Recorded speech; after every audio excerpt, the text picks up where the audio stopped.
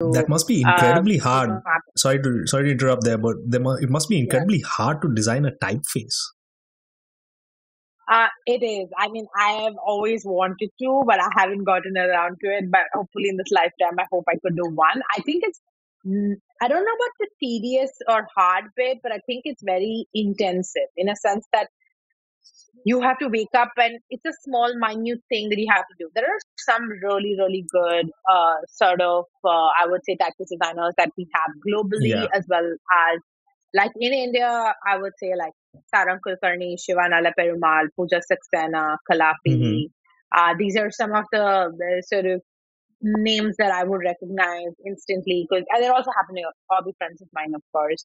And Kimia and all these people are like really doing a great job. Like they're also doing a lot of regional languages and, trying to get options. So the thing is that we're largely,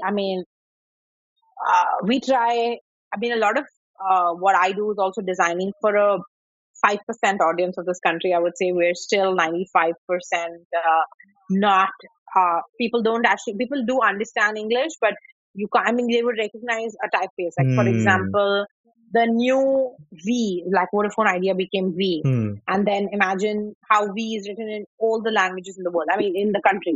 Like, has to be transcribed into like Hindi, Marathi, like Devanagari, Tamil, Kannada, Telugu, Gurmukhi. So you need custom word marks for all of them. If you need to make advertising in all those languages, then you need the typeface sets for all of them. So these are the kind of stuff that people do, and it's very good because for a country that has so many different languages, we do actually need the sort of skill sets or understanding that, it's very important and people don't recognize it as important, but there are like specialists in the field. I feel like over the past couple of years or so, I've seen so many instances of the Devanagari script on more digital platforms than ever before. I've never seen it. So like I'd see it on Twitter, I'd see it on Instagram, I'd see YouTube. Like YouTube videos now have Devanagari scripts as titles. So in that sense, it's definitely getting more inclusive.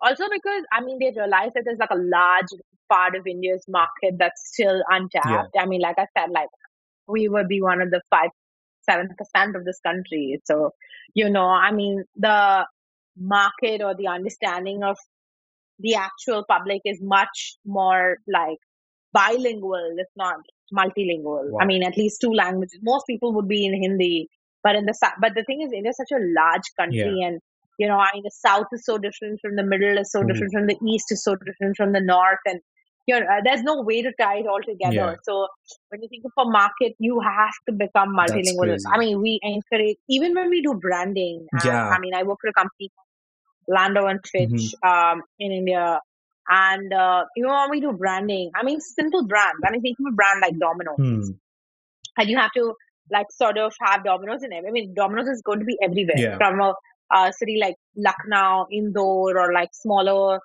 sort of towns in rural Chennai and, parts of this country. And, Domino's wants to expand everywhere. They want, obviously, that's more for them.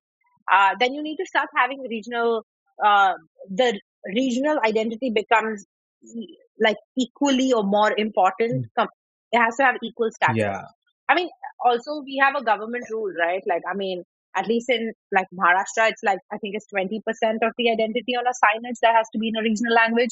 But in like Karnataka and, I think in 1 or 2 other states, that ratio is flipped. It's 50-50%. In some cases, 80% regional language and 20% English. And some people won't even understand. Like, fine, your audience is going to get it if you're in a Mumbai or Pune. But if you're in rural Kerala, even though everyone is educated, they may not be educated in English. So